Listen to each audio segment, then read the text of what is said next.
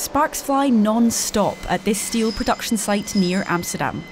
But staff here say that business as usual is becoming something of a battle, with US tariff policy the latest in a long line of woes. We basically have costs related to the whole decarbonisation journey. And at the same time we face massive overcapacity across the world. And basically, so it's a sort of a perfect storm.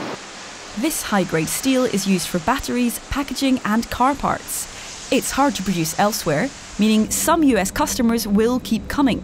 But the bigger fear is that more subsidised Asian metals end up in the European Union, as China looks for alternative markets amid flaring tensions with the US.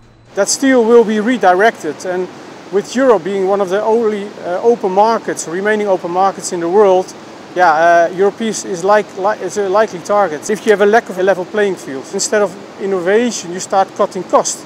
You start basically, get into survival mode.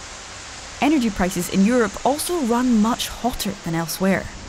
This Dutch plant says it's still optimistic.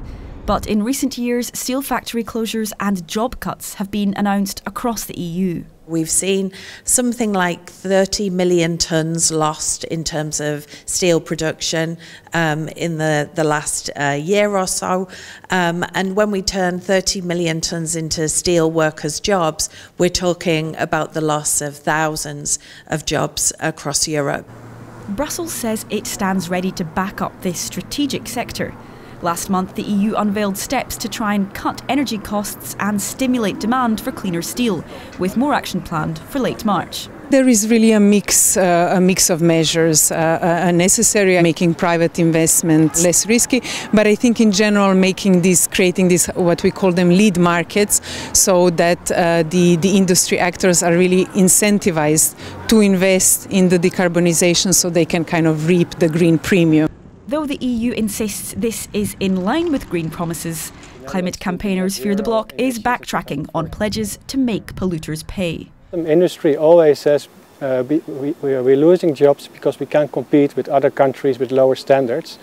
And we would really not be happy with the EU participating in this race to the bottom rhetoric. Back at the Dutch steel plant, efforts to decarbonise are underway. But staff here say future-proofing an industry facing crisis now is no mean feat.